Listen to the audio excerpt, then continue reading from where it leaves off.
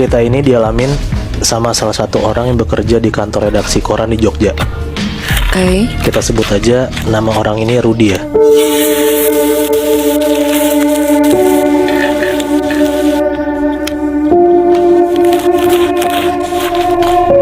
Nah, lebih dari 3 tahun Rudy itu udah bekerja di bagian iklan nih di kantor redaksi ini. Jadi dia tuh jadi kayak graphic designernya lah Oke. di kantor ini. Nah, dulu sebelum ada COVID, jam kerjanya kan masih kayak biasa tuh, kayak kantor-kantor pada umumnya, dari pagi sampai sore. Nah, karena ada COVID, jadi itu kantor memberlakukan kerja shift. Jadi setengah karyawan tuh di pagi sampai sore, setengah karyawan lagi sore sampai malam, biar nggak ketemu tuh. Iya. Jadi kan sepi dong pasti kantor. Ngurangin orang-orang kantor gitu kan. Iya, benar. Nah, di hari pertama shift-shiftan ini, si Rudy kebagian di shift sore. Berarti sore ke malam dong. Iya, benar. Masuk ke jam 3, balik ke jam 9 malam. Dan shift sore ini cuma bertiga. Ada Rudy, ada headnya namanya Pananang, ada satu lagi teman namanya Oki. Oke. Berarti yang sore cuman graphic designer doang. Ada banyak, cuman di lantai itu cuman ruangan graphic design. Mereka bertiga. Mereka bertiga doang. Oke. Nah, singkat cerita, masuklah nih dia kerja dari jam 3 sampai jam 6. Udah mau maghrib lah. Nah, si Pananang nih headnya bilang kayak, sudah maghrib nih, ayo ibadah dulu yuk pada gitu. Kata Pananang nih. Nah, si Rudy jawab, iya pak, bapak duluan aja, nanggung nih, dikit lagi nih editingannya selesai, saya nyusul aja gitu, kata si Rudy. Nah, yaudah tuh akhirnya Pananang cabut ke masjid bareng sama Oki. Dan kebetulan masjidnya itu beda lantai sama si ruangan digital. Jadi intinya pas Pananang sama Oki cabut, jadi si Rudy sendirian lah di lantai itu. Kerjalah dia kan. Dia kaget tuh kalau misalnya jam yang dilihat udah jam 7. Nah, jadinya sebelum jam 7, sebelum Isya, dia stopin dulu kerjaannya buat sholat maghrib dulu. Ya, takut gue Isya gitu. Iya, jadi ngejar dulu lah sholat maghrib. Buat hemat waktu, Rudy tuh sholat gak nyusulin Pananang sama Oki ke masjid, tapi sholatnya kayak ada di satu ruangan kosong yang emang biasa dijadiin musola sama anak-anak digital itulah. Nah, ruangannya itu ada di sebelah ruangannya tempat si Rudy kerja. Oke. Gitu. Jadi keluar pintu dulu ke ruangan sebelah lah gitu. Udah Rudy sholat, di situ juga situasinya lagi hening. Tiba-tiba pas Rudy lagi sholat, Rudy tuh nyium kalau misalnya ada bau wangi semerbak tuh lewat hidung dia gitu loh. Nah, sebenarnya pas udah nyium ada bau kayak gitu, Rudy tuh udah sholatnya nggak khusyuk. Iya. Cuman dia tetap berusaha buat lanjutin lagi lah sholatnya kan. Nah, begitu dia ngelanjutin, tapi tetap rasanya tuh Rudy tetap nggak bisa khusyuk gitu loh sholatnya, karena tuh dia ngerasa di belakangnya dia ada orang yang ngikutin gerakan sholat dia gitu loh, Chef. Jadi kalau misalnya Rudy ruku, dia tuh ngerasa di belakang dia ada yang ruku. Dia sujud, ada yang ngikutin sujud gitu loh. Dan Rudy sadar kan kalau misalnya dari awal juga dia sholat sendiri. Iya, benar-benar. Nah, di situ tuh Rudy udah ngerasa nggak khusyuk sholatnya. Dia tuh udah pengen buru-buru cabut. Sampai akhirnya dia lagi berdiri, dia lagi baca Al-Fatihah, dia tuh ngerasa dari belakang ada sosok yang ngedeketin dia persis berdiri di belakang badannya si Rudy ini. Nah, tiba-tiba dari belakang kupingnya Rudy, dia tuh denger ada suara kayak Aduh, gitu. gue merinding, gue. Nah, gue denger cerita juga merinding, Bi. Dan di situ juga Rudy ngerasa panik banget, Bi, Chef. Iyalah pasti. Di situ dia bener-bener seketika tuh keringat dingin, dan dia tuh langsung buru-buru ngebatalin sholatnya buat balik ke ruangannya. Oh. Jadi dia nggak kelar tuh sholatnya. Wah, anjir. Nah, di situ sampai ruangan kerjanya dia tuh cuma bisa duduk, diem dan ngatur nafas lah. Nah, pas lagi diem duduk kayak gitu, tiba-tiba nggak lama setelah itu Pananang sama Oki balik dari masjid. Oke. Nah, Pananang nanya ke Rudy, kamu nggak jadi sholat, Rud? Gitu. Rudy jawab, jadi pak, saya tadi jadinya sholat di ruangan sebelah, kata Rudy kayak gitu. Nah, Pananang langsung random tuh ngomong kayak gini ke Rudy, loh, kamu maghriban di ruangan sebelah toh? Berani banget kamu di sini maghrib Rud? Wah. Sendirian lagi gitu. Dengar Pananang ngomong kayak gitu, Rudy sebenarnya langsung mau ceritain kejadian yang tadi.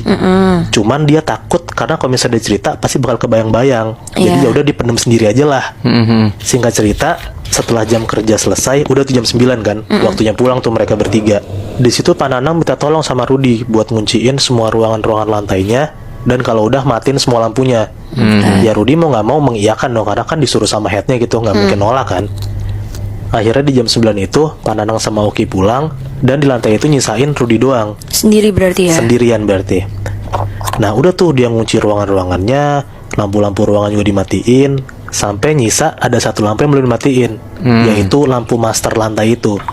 Jadi kayak kalau misalnya lo matiin lampu master ini, satu lantai itu pasti bakal gelap semua lah. Jadi lampu sentral gitu Bi, Chef. Oke, ngerti. Rudy jalan tuh ke arah saklarnya. Nah anyway, posisi saklarnya itu persis di dekat pintu keluar.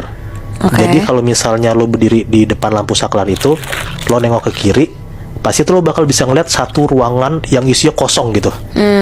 Jadi lo bisa ngeliat seluruh lantai itulah. Kalau misalnya lo berdiri dan nengok kiri dari arah saklar lampu itu.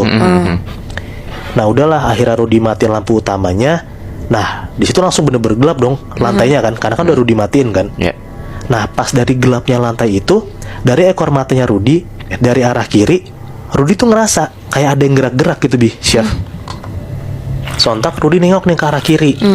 Di situ yang Rudy lihat. Jadi kalau lo kebayang nih, lantai kerjanya Rudy, di tengahnya tuh ada space kosong, nggak ada meja, nggak ada kursi. Jadi emang space kosong itu emang buat orang lalu lalang lah.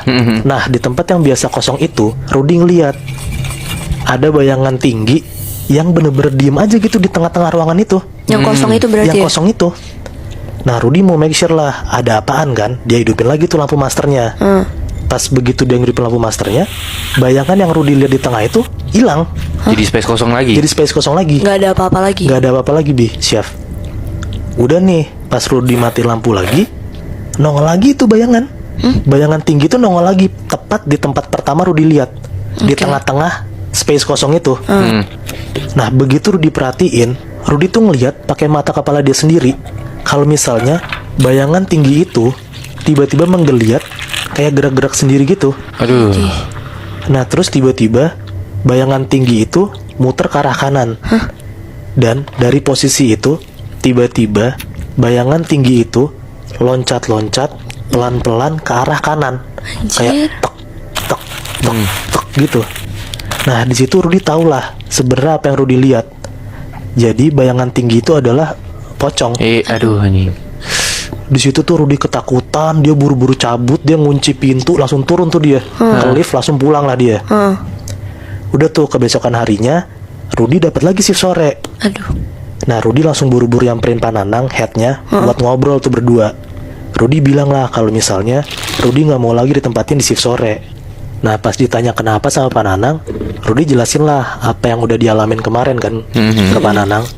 Nah dengar kayak gitu, Pak Nanang cuma bilang, ya udahlah Ruth, kamu juga baru digituin doang. Ya. Nah di situ Rudy bingung lah. Rudy langsung nanya, hah digituin doang Pak? Emang ada yang lebih parah? Nah abis itu Pak Nanang bilang lah, kemarin kamu inget kan kalau misalnya saya bilang kamu berani banget sholat di sana sendirian. Oh yang di ruangan itu ya? Yang di ruangan itu. Nah kenapa Pak Nanang bisa ngomong kayak gitu? Karena pernah ada suatu waktu Pak Nanang tuh lagi sholat sendirian, sama tuh di ruangan itu juga, di ruangan Rudy sholat juga yang kemarin. Nah tiba-tiba pas Pak Nanang lagi bersedekap, lagi baca Al-Fatihah, dia ngeliat dengan jelas tepat di depan Pak Nanang ada pocong. Aduh. Kepalanya miring-miring gitu kayak goyang-goyang. Anjir. Dan si pocong itu ngeledekin si Pak Nanang. Lagi sholat Anjir. gitu. Lagi sholat. Anjir. Di situ Pak Nanang juga ketakutan lah. Makanya Pak Nanang bisa bilang kayak gitu ke Rudy. Ngerti. Nah menurut gua kayaknya emang itu sosok penunggu kantor itu. Dan sosok pocong ini emang tinggalnya dalam tanda kutip di lantai tempat mereka kerja. Oh. Pantesan si Pak Nanang sama Oki tuh perginya ke masjid ya Moy. Iya. Karena dia udah pernah sholat di ruangan itu dan gak berani lagi kan. Iya benar, dan menurut gue juga Rudy kan nggak tahu kalau misalnya Pak Nanang pernah ada kejadian itu kan. Iya. Makanya dia cuek aja ngelarin kerjaannya, dan dia bisa berani tuh tinggal sendiri di ruangan itu. Jadi waktu itu gue masih sekitar kelas 5 atau 6 lagi, gue lupa, SD. Oke. Dan waktu itu posisinya lagi bulan Ramadan. Lagi puasa. Iya lagi puasa. Jadi setiap lagi bulan puasa itu, saudara-saudara gue yang di Jakarta tuh kita suka nginep gitu loh. Nah pada waktu itu kita nginepnya di rumah saudara gue yang namanya Mbak Diva, rumahnya di Jakarta. Nah, dan setiap kita nginep itu, kita punya tradisi yang dimana anak-anak perempuan kayak saudara-saudara atau sepupu-sepupu itu untuk yang namanya nyiapin makanan buat sahur. Oke. Di hari itu kebagian gue sama Mbak Diva yang untuk nyiapin makanan buat sahur nanti.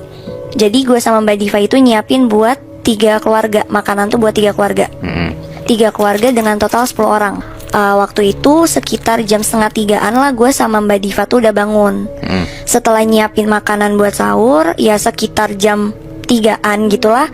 Emang biasanya tuh keluarga-keluarga gue tuh udah suka langsung ngumpul gitu loh di meja makan di ruang tengah gitu. Untuk siap-siap sahur kan. Nah, kalau misalkan lo tahu dan lo kebayang, lo tahu gak sih meja makan yang panjang gitu, yang emang untuk biasa kayak acara besar atau makan besar keluarga besar. Nah, meja makan di rumah Mbak Diva tuh yang meja makan panjang gitu. Oke. Dan memang pas banget ada 10 kursi. Jadi pas tuh untuk ya kita semua 10 gitu kan. Berarti yang panjang banget ya. Iya, lumayan lah. Nah, ya udah tuh akhirnya kita semua duduk ngumpul sahur bareng. Nah, posisi gua duduk itu di depan gue itu ada kayak cermin gede. Oke. Cermin gede itu emang ditaruh di ruang tengah itu. Jadi kalau misalkan posisinya gue duduk, otomatis kalau misalkan gue ngeliat ke kaca itu, ke cermin itu, gue bisa lihat pantulan sekitar gue. Oke. Ini berarti cerminnya panjang nih ke samping. Iya, cerminnya panjang ke samping gitu. Jadi kasarnya gue bisa ngeliat anggota keluarga gue gitu yang semuanya ada di meja makan. Iya, paham. Ya udahlah, akhirnya kan kayak ya kita sahur. Nah, di situ awalnya yang tadi ya gue lagi makan, ya biasa aja gitu, kayak gimana sih kondisi orang sahur? Suasananya ya sepi, ya orang makan gimana gitu kan. Iya, masih pada ngantuk juga kan. Iya, yang awalnya gue ngerasa biasa aja, tiba-tiba tuh gue ngerasa aneh. Kenapa tuh? Karena pas gue lagi makan nih, pas kayak gue lagi nyuapin sendok itu ke mulut gue tuh ngeliat ke arah cermin yang tadi di depan gue gitu kan. Nah, pas gue ngeliat ke cermin itu, gue tuh ngeliat dari cermin itu, dari pantulan cermin itu, di sebelah kanan gue, tepatnya 2 kursi dari tempat gue duduk itu, gue ngeliat ada anak kecil yang gak kebagian tempat duduk. Jadi dia berdiri aja gitu di antara 2 kursi itu. Oke. Nah, di situ gue mikir, gue inget kan yang tadi gue bilang di awal, kursi yang di meja makan yang Mbak Diva itu ya pas 10 kursi buat 10 orang. Nah, itu kan gue lihat dari pantulan cermin kan. Refleks untuk ngecek ya, akhirnya gue nengok dong ke kanan gue. Pas gue nengok, gue cek, yang anak berdiri yang tadi gue lihat di cermin itu gak ada nih di kanan gue. Nggak ada. Nggak ada. Lu lihat langsung nggak ada? Nggak ada. Tapi di cermin kelihatan? Iya, di cermin kelihatan. Nah, untuk mastiin lagi, gue akhirnya ngelihat ke sekeliling gue dong. Dan emang benar, maksudnya 10 kursi itu udah diisi sama anggota keluarga gue semua. Yang totalnya 10 tadi? Yang totalnya 10. Oke. Nah, di situ gue mikir, oh mungkin gue salah lihat kali. Ya udahlah, akhirnya gue lanjut makan lagi. Gue lanjut makan, sesuap 2 suap. Terus pas gue lihat ke cermin, gue ngelihat lagi anak kecil yang tadi. Tadi kan dia adanya di sebelah kanan gue kan. Tapi kali ini dia berdirinya tuh di belakang kursi gue. Belakang kursi lu? Pas banget di belakang kursi gue. Sontak gue kaget dong, gue langsung refleks nengok ke belakang. Gue nengok ke belakang, nggak ada lagi gitu yang gue lihat, cuma dari pantulan cermin doang. Pas dilihat langsung nggak ada? Pas gue nengok ke belakang sama sekali nggak ada. Nah, di situ perasaan gue mulai nggak enak ketika gue ngeh. Jadi di keluarga gue itu yang malam itu lagi nginep, total anak kecil tuh cuma 3 doang, Bi. Gua perempuan dan 2 lagi saudara gue laki-laki. Kenapa gue makin ngerasa aneh banget itu karena yang gue lihat dari pantulan cermin itu anak kecil perempuan, mukanya tuh ketutupan sama rambut panjang gitu. Oh shit. Ya di situ gue udah yakin banget dong kayak itu bukan saudara gue. Gue yakin itu pasti sosok lain. Nah, untuk mastiin lagi, kayak gue mikir mungkin bukan gue doang kali yang ngeliat gitu kan. Akhirnya ya udah gue ngeliat ke sekeliling gue, tapi anggota keluarga gue yang lain tuh kayak ya udah makan aja cuek, kayak kesannya nggak ada yang ngeliat apa yang gue lihat gitu. Ya udah dong, karena gue ngeliat mereka cuek dan waktu itu juga gue masih kecil dan gue juga bingung gitu mau ngomong ke siapa dan gimana.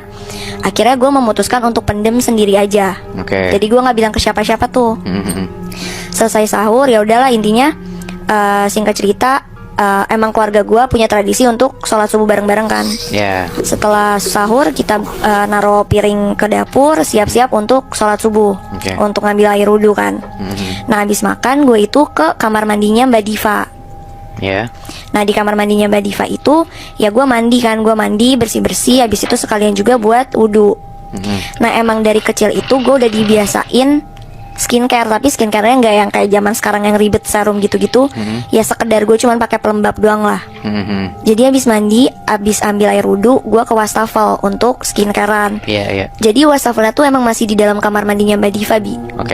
Nah, wastafel Mbak Diva itu ada kacanya gitu. Oke. Nah, jadi kalau misalkan lo ngelihat ke kaca wastafel itu, lo tuh bisa lihat pantulan ke belakang, yang dimana dari pantulan kaca itu gue bisa ngelihat ventilasi kamar mandinya Mbak Diva yang terbuat dari kaca nako. Oke. Lu tahu kaca nako kan? Iya, kebayang. Ya, yang panjang-panjang numpuk, terus kalau misalnya lu buka, kebuka semuanya. Iya. Nah di situ pas gue lagi skincarean, lagi pakai pelembab itu, gue ngerasa kayak ada suara ketok-ketok gitu loh, kayak tuk tuk tuk. Dari Nah, gue ngerasa suara itu tuh dari si kaca ventilasi itu, kaca nakonya itu. dari belakang lo itu. Iya, dari belakang gue. Ya, gue langsung dong nengok kan ke belakang, gue ngecek. Pas gue nengok ngecek, ternyata suaranya hilang. Ya udah tuh, akhirnya gue lanjut lagi pakai pelembab. Sampai akhirnya untuk kedua kalinya, suara yang tadi tuk tuk tuk itu kedengaran lagi. Di situ jujur gue ngerasa risih dan takut gitu kan. Akhirnya gue langsung keluar kamar mandi, nyamperin Mbak Diva ke kamarnya. Gue langsung ngomong, Mbak Diva, Syafa takut soalnya tadi Syafa ngedengar ada suara bunyi tuk tuk tuk dari kaca ventilasi kamar mandinya Mbak Diva. Boleh tolong liatin nggak? Takutnya ada apa-apa gitu. Oke. Ya udahlah, akhirnya Mbak Diva bangun dari kasurnya. Mbak Diva kayak ngambil kursi kecil gitu loh. Terus dia taruh, dia naik. Akhirnya dia bisa ngecek dong ke si kaca ventilasi itu. Mbak Diva ngecek, habis itu Mbak Diva ngomong ke gue, nggak ada apa-apa kok Syafa, udah nggak usah takut. Palingan suara ranting atau apa. Udah tenang, tadi Mbak Diva udah cek nggak ada apa-apa. Udah Syafa lanjutin aja bersih-bersihnya. Ya udahlah, akhirnya gue agak lumayan ngerasa tenang dong, karena kan maksudnya Mbak Diva udah ngasih tahu nggak ada apa-apa gitu kan. Dari situ ya udah Mbak Diva keluar dari kamar mandi, gue balik lagi ke depan wastafel untuk gosok gigi. Nah pas gue lagi gosok gigi, tiba-tiba gue ngedenger suara lagi. Tapi bukan suara ketukan yang kayak tadi, Bi. Tapi dari arah kaca di belakang gue tuh ngedenger suara keras banget. Dan ternyata itu suara kaca pecah, Bi. Jadi si ventilasi kaca nako itu tuh pecah sendiri, Bi, tiba-tiba. Wow. Ya gue sontak langsung kaget ya, gue teriak dong. Gue teriak, Mbak Diva denger, om-om gue denger, sampai akhirnya salah satu om gue nyamperin gue ke kamar mandi. Di situ posisinya di sekitaran gue tuh udah banyak banget pecahan-pecahan dari kaca si ventilasi itu kan. Di situ om gue bilang, Syafa kamu jangan gerak, diem dulu di situ. Ini sama om mau dibersihin dulu lah intinya. Karena takut gue kena serpihannya kan. Iya benar. Om gue lagi bersihin, terus om gue ngomong ke gue, Syafa munduran dikit gitu, karena om masih mau bersihin kan. Ya udah, akhirnya gue mundurin badan gue, terus habis itu gue ngebalikin badan gue ke arah wastafel. Nah dari posisi gue itu, yang gue lihat itu adalah pantulan dari ventilasi yang bolong itu kan, berarti. Yang di belakang lo itu. Yang di belakang itu. Nah di situ gue beneran inget jelas banget, gue bener-bener ngeliat dari si bolongan ventilasi itu ada anak kecil ngeliat ke arah gue, sambil lu tau gak sih tangannya tuh kayak ditaruh di bolongan ventilasi itu. Jadi kayak kesannya kayak dia lagi ngintip nengok ke arah gue. Di situ gue beneran panik, takut, gue nggak bisa ngomong, bahkan untuk teriak dan langsung ngomong ke om gue aja tuh nggak bisa. Di situ gue beneran takut, nggak bisa apa-apa, gue nge-freeze, gue langsung merem karena gue takut kan. Gue merem. Nah pas gue lagi merem, tiba-tiba tuh om gue nyolek gue, ngasih tahu, Syafa ini udah dibersihin kok, ayo keluar gitu kan. Ya pas gue dicolek sama om gue dan gue tahu itu om gue, otomatis gue pasti melek dong, Bi. Iya benar. Gue melek, gue nggak tahu ya ini om gue ngelihat apa yang gue lihat atau enggak. Tapi pas gue melek, beneran melek, sosok yang tadinya ada di bolongan ventilasi itu, gue bisa lihat dengan jelas, amat sangat jelas. Sosok ini tuh ada di depan gue, kayak seakan-akan dia tuh dari cermin itu. Anjing, kayak di dalam cermin gitu. Iya. Bangsat. Dan itu beneran kayak jelas banget, sosok perempuan, anak kecil. Dia ngeliatin gue dengan tatapan kosong. Sampai akhirnya gue pingsan, beneran langsung pingsan. Mungkin karena gue shocknya kali ya. Dan ya dipikir-pikir kalau misalnya lu ngeh juga gitu, Bi, setiap ada kejadian kayak gitu pasti gue selalu pingsan. Akhirnya di situ gue bangun, gak lama kemudian gue bangun. Ditanyain lah sama keluarga gue kayak, kamu kenapa tadi tiba-tiba pingsan di kamar mandi? Gue cuma jawab, oh gak apa-apa, tadi Syafa tiba-tiba pusing. Padahal ya sebenarnya bukan pusing gitu, gue bisa pingsan karena apa yang gue lihat gitu, sosok anak kecil gitu yang gue lihat. Nah tapi di saat itu ya gue nggak tahu ya, mungkin pikiran anak SD gitu, sempat ada pikiran di otak gue kayak, gue takutnya nih kalau misalnya gue cerita ke saudara gue, mereka ada kemungkinan gak percaya.